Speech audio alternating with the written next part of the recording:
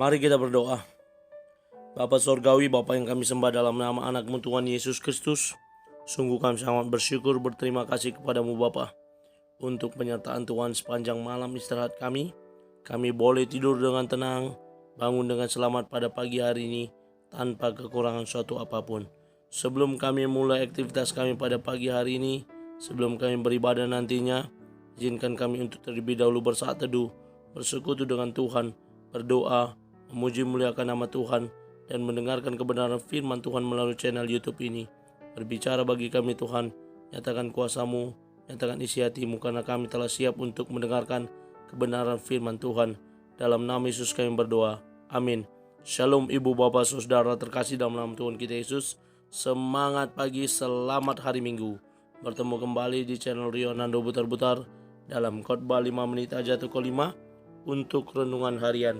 Renungan pada hari ini saya ambil dari kitab Filipi pasal yang ketiga ayat yang ke-14. Demikian kesaksian firman Tuhan. Dan berlari-lari kepada tujuan untuk memperoleh hadiah, yaitu panggilan sorgawi dari Allah dalam Kristus Yesus.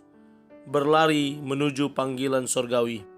Ibu bapak saudara terkasih dalam nama Tuhan kita Yesus, berbicara tentang panggilan sorgawi. Mungkin kita pernah mendengar kesaksian teman-teman yang menjadi hamba Tuhan, di mana mereka sebelum menjadi hamba Tuhan, sebelum menjadi pelayan, sebelum menjadi pendeta, ada panggilan khusus yang mereka terima, kesaksian yang menguatkan bagaimana mereka meninggalkan iman mereka yang lama dan menuju kepada panggilan sorgawi, panggilan Allah yang telah mengajak mereka untuk mengerjakan tugas panggilannya sebagai orang percaya, berbeda dari kepercayaannya sebelumnya. Dan itu harus dilakukan, tidak hanya mandek sampai di situ, namun pelayanan ini tuh harus dilanjutkan dengan mengerjakan tugas panggilannya.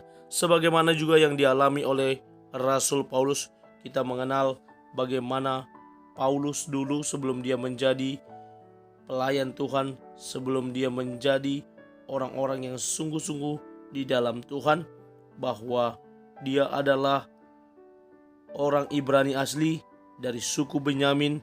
Tentang pendirian terhadap hukum Taurat, dia adalah orang Farisi yang benar-benar mengerjakan tugas panggilannya sebagai orang-orang Farisi.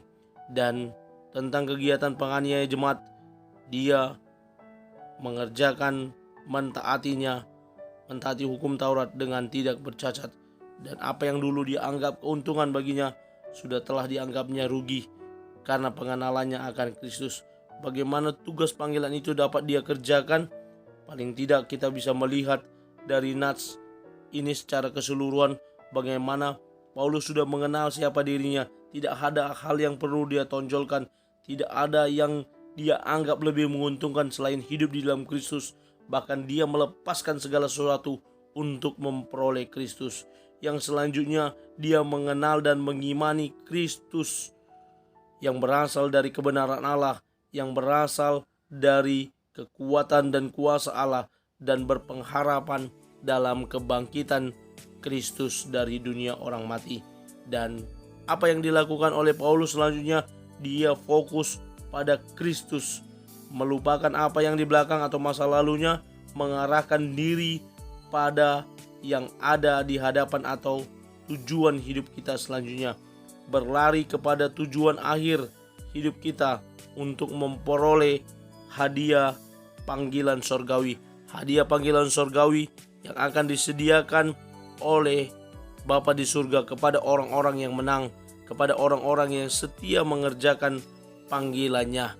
Sebagaimana lagu hidup ini adalah kesempatan, selama masih ada kesempatan di dunia ini, mari kita melaksanakannya, laksanakan dan menunaikan tugas panggilan kita, tugas panggilan surgawi yang telah dipercayakan Tuhan kepada kita.